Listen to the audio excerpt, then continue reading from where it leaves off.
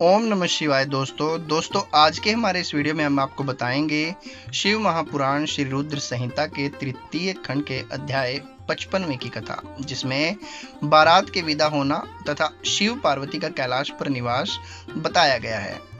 दोस्तों, ब्रह्मा जी बोले, हे नारद, इस प्रकार ब्राह्मणी ने देवी पार्वती को पतिव्रत धर्म की शिक्षा देने के उपरांत महारानी मैना से कहा कि हे महारानी, आपकी आज्ञा के अनुसार मैंने आपकी पुत्री को पतिव्रत धर्म एवं उसके पालन के विषय में बता दिया है।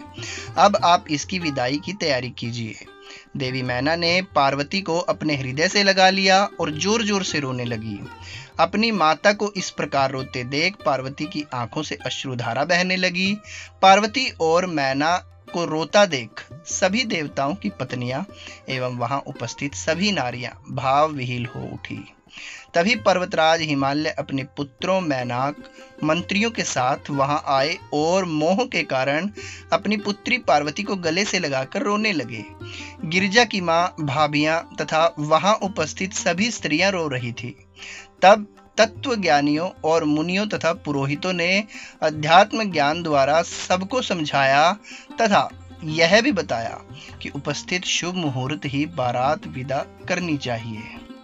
ऋषि मुनियों के समझाने से भावनाओं का सागर थमा। तब पार्वती ने भक्ति भाव से अपने माता पिता, भाइयों एवं गुरुजनों के चरण स्पर्श कर उनका आशीर्वाद प्राप्त किया तथा पुनः रोने लगी। तब सबने प्रेम पूर्वक उन्हें चुप कराया। शैलराज हिमालय ने अपनी पुत्री पार्वती के बैठने के लिए एक सुंदर रत्नों से जड़ी हुई पालकी मंगवाई। ब्राह्मण पत्नियों ने उन्हें उस पालकी में बिठाया। सभी ने उन्हें ढेरों आशीष और शुभकामनाएं दी। शैलराज हिमालय और मैना ने उन्हें अनेक दुर्लभ वस्तुएं उपहार स्वरूप भेंट की। देवी पार्वती ने हाथ जोड़कर सबको विनम्रता पूर्वक नमस्कार किया और उनकी पालकी वहां से चल दी। प्रेम के वशीभूत होकर उनके पिता हिमालय और भाई भी उनकी पालकी के साथ साथ चल दिए। कुछ देर बाद वे उस स्थान पर पहुंचे जहां शिव जी अन्य बारातियों के साथ उनकी प्रतीक्षा कर रहे थे। हिमालय ने नम्रता पूर्वक वहां उपस्थित भगवान शिव, ब्रह्मा, विष्णु सहित सभी श्रेष्ठ जनों को नमस्कार किया और अपनी पुत्री को शिव को सौंप दिया। तत्पश्चात हम सबसे विदा लेकर वे हिमालयपुरी लौट गए। जब शैलराज हिमालय अपने नगर को लौट गए, तब हम सब भी कैलाश पर्वत की ओर चल दिए। भगवान शिव और पार्वती के विवाह हो जाने पर सभी की प्रसन्नता की कोई सीमा न रही। सभी उत्साह पूर्वक चलने लगे। महादेव जी के शिवगण नाचते कूदते गाते बजाते अपने स्वामी के परम पावन निवास की ओर बढ़ रहे थे। मैं और श्री हरि विष्णु जी भी शिव जी की विवाह होने से प्रसन्न थे। उधर देवराज इंद्र के हर्ष की कोई सीमा नहीं थी। वह सोच रहे थे कि शिव पार्वती के विवाह से उनके कष्टों और दुखों में अवश्य कमी होगी। उन्हें इस बात का यकीन हो गया था कि अब जल्द ही उन्हें और सब देवताओं को तारकासुर नामक भयंकर दैत्य से मुक्ति अवश्य मिलेगी। भगवान शिव भी हर्ष का अनुभव कर रहे थे। उन्हें उनके जन्म जन्म की प्रेयसी पार्वती पुनः पत्नी रूप में प्राप्त हो गई थी। इस प्रकार प्रसन्नता पूर्वक आनंद में मगन होकर सभी कैलाश पर्वत की ओर जा रहे थे। उस समय सभी दिशाओं से पुष्प वर्षा हो रही थी, मंगल ध्वनि बज रही थी और मंगल गान गाए जा रहे थे। इस प्रकार यात्रा करते हुए सभी कैलाश पर्वत पर पहुंचे।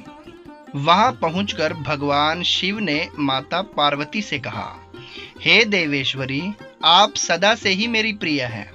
आप पूर्व जन्म से मुझसे बिछुड़ गई थी। सब देवताओं की कृपा से आज हम पुनः एक हो गए हैं। आज आपको पुनः अपने पास विराजमान पाकर मैं बहुत प्रसन्न हूँ।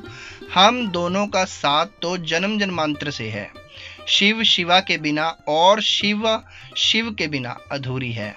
आज मुझे पुनः अपनी प्राण वल्लभा मिल गई है।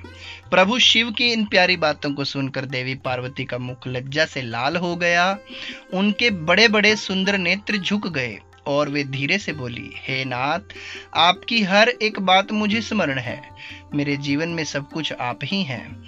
आज आपने अपनी इस दासी को अपने चरणों में जगह देकर बहुत बड़ा उपकार किया है। मैं आपको पति के रूप में पाकर धन्य हो गई हूँ। देवी पार्वती के उत्तम मधुर वचनों को सुनकर भगवान शिव मुस्कुरा दिए। तत्पश्चात भगवान शिव ने सभी देवताओं को स्वादिष्ट भोजन कराया एवं उन्हें सुंदर उपहार भेंट स्वरूप दिए। भोजन करने के बाद सभी देवता एवं ऋषि मुनि भगवान शिव के पास आए और उन्हें प्रणाम कर उनकी स्तुति करने लगे और शिव पार्वती से आज्ञा लेकर अपने अपने धाम चले गए। तब मैंने और श्री हरि ने भी चलने के लिए आज्ञा मांगी तो शिवजी ने हमें प्रणाम किया। तब मैंने और विष्णु जी ने हृदय से लगाकर उन्हें आशीर्वाद दिया। फिर हम भी अपने अपने लोक को चले गए। हम सबके कैलाश पर्वत से चले जाने के बाद भगवान शिव अपनी प्राण वल्लभा पार्वती के साथ आनंद पूर्वक वहां निवास करने लगे। भगवान शिव के गण शिव पार्वती की भक्ति पूर्वक आराधना करने लगे। नारद, इस प्रकार मैंने तुम्हें भगवान शिव पार्वती के विवाह का पूर्ण विवरण सुनाया। यह उत्तम कथा शोक का नाश करने वाली, आनंद, धन और आयु की वृद्धि करने वाली है। जो मनुष्य सच्चे मन से प्रतिदिन इस प्रसंग को पढ़ता अथवा सुनता है वह शिवलोक को प्राप्त कर लेता है। इस कथा से समस्त रोगों का नाश होता है तथा सभी विघ्न बाधाएं दूर हो जाती हैं। यह कथा यश, पुत्र, पौत्र आदि मनोवांछित वस्तु प्रदान करने वाली तथा मोक्ष प्रदान करने वाली है।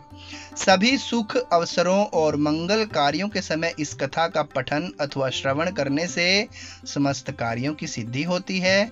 इसमें कोई संशय नहीं है, यह सर्वथा सत्य है। श्री रुद्र संहिता तृतीय खंड पार्वती खंड यहाँ पर संपूर्ण होता है। आपको फिर अगले खंड और अगले अध्याय के साथ मिलेंगे जल्द ही। तब तक के लिए ओम नमः शिवाय।